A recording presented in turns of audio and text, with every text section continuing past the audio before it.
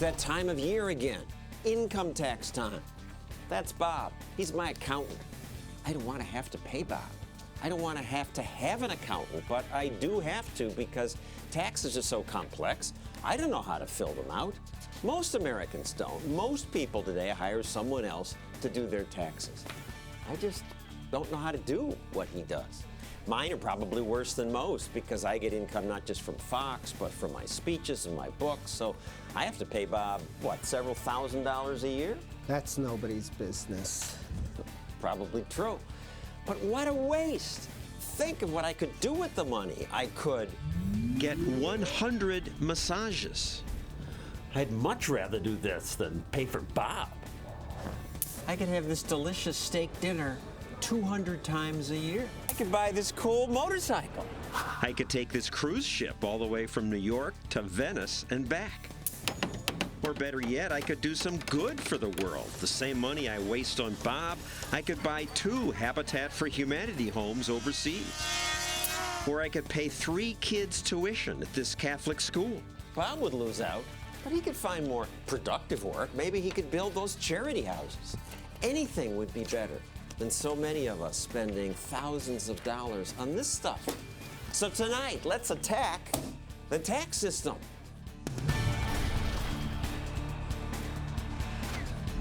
And now, the man who shatters conventional wisdom, John Stossel.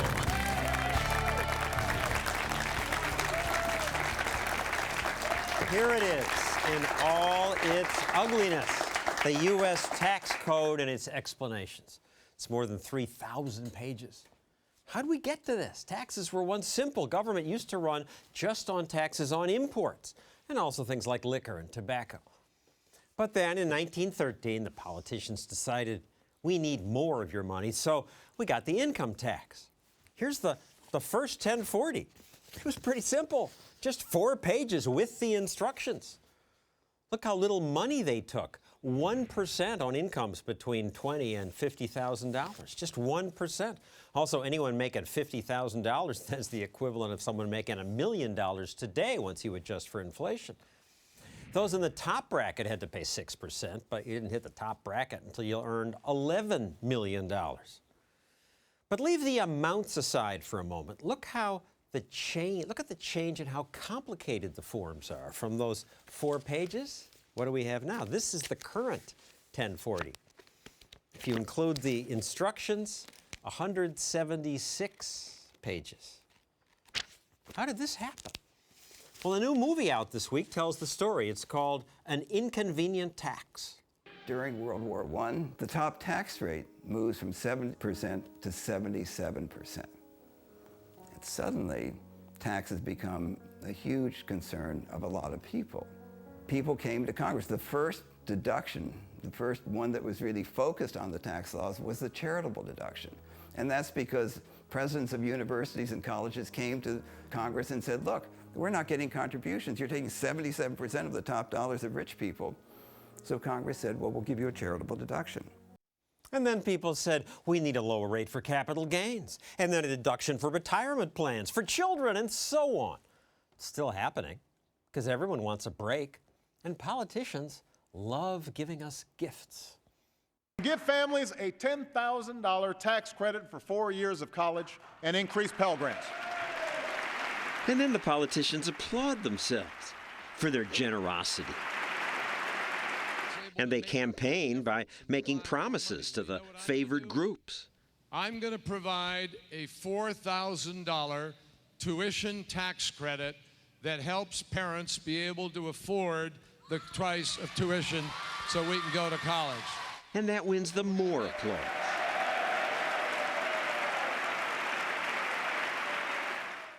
And the tax credits bring us more pages in here. Can we bring a camera in closer? I mean, look at this fine print. 3,000 pages of stuff filled with these special exemptions. And partly because of all these exemptions, to get the money they wanted, politicians kept raising the basic tax rate. By the 1940s and 50s, the top rate was 90%.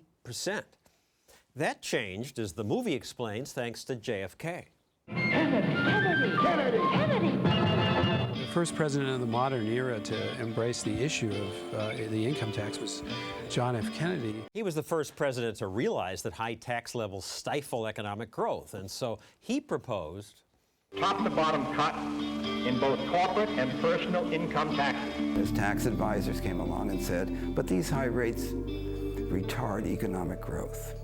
And that began the real conversation about the relationship between tax rates and economic outcomes. He'd actually gone in and slashed the World War II and Korean War tax rates, the marginal rates across the board. He took the top rate down from 91% to 70%, and the bottom rate down from 20 to 14. And we had several good years of growth after the Kennedy tax cuts. The movie gives much more history. These documentary filmmakers made it, Vincent Vittorio and Chris Marshall. So why'd you do a movie on taxes? Taxes are boring. Well, John, it's the one issue that every American's connected to. And I think that we wanted to take an approach in which it didn't have a partisanship, and we were able to kind of explore more of the complexities of the tax code and give people a better understanding of why those complexities exist. And you interviewed lots of people on all sides. And what was the main conclusion? Well, one thing that virtually everybody who we interviewed agreed upon is that the tax code is way too complicated. And it doesn't do a lot of things that naturally would take place in our economy, people making decisions in their normal lives. Instead, they have to factor in the tax code in their lives. So and that takes time and changes our behavior, wastes creative energy. I mean, the president who had some success in simplifying it was Ronald Reagan. After JFK, he was the next president to reduce taxes. Let's play some more of your movie. We must go forward with a tax relief package. I shall ask for a 10% reduction across the board in personal income tax rates. The context for him was the movie industry. Hey, wouldn't it be something if the president came to see us? He'd make a certain number of movies, and then anytime he made another movie, he figured that 80 or 90% of the income he was getting from that movie could go to the federal government. So he would stop making movies and go off and ride horses. He just became convinced, based on his personal experience, that a high tax rate discourages people from working hard and going the extra mile to be productive. Well, 90% tax rates would do that. I'm glad it's lower now. But what else did you learn that surprised you? The way that we get ideas for tax reform is from our politicians offering more and more relief.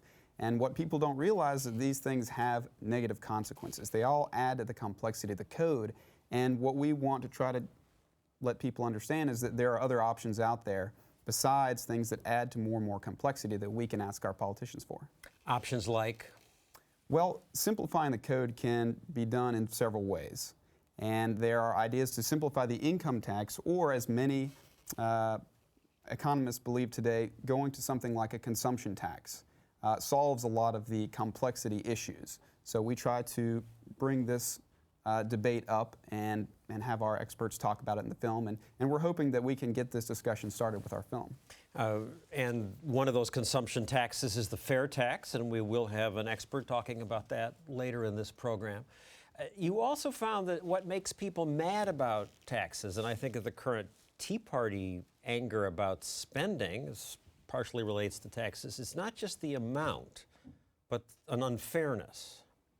Yeah, I think the issue of fairness is, a big part of the tax code. Let's go back to the Tea Party, the actual Boston Tea Party.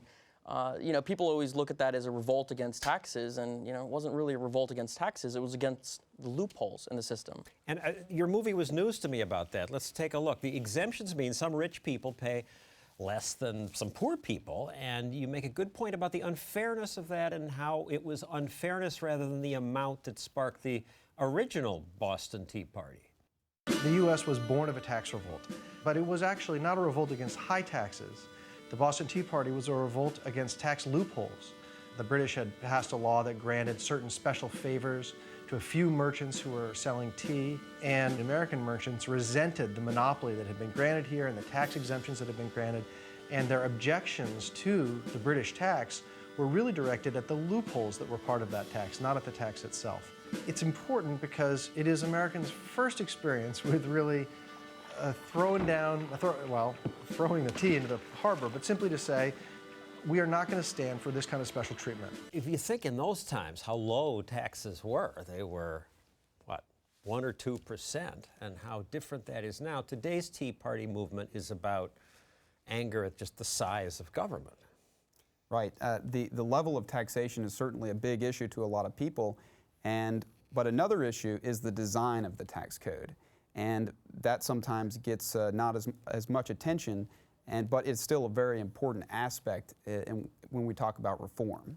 The design meaning all the social engineering, all the special rules to try to steer behavior? That's one part of it.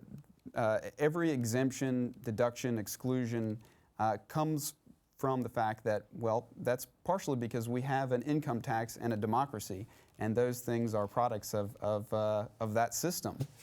And so can you develop a system that doesn't have to deal with those sort of concerns?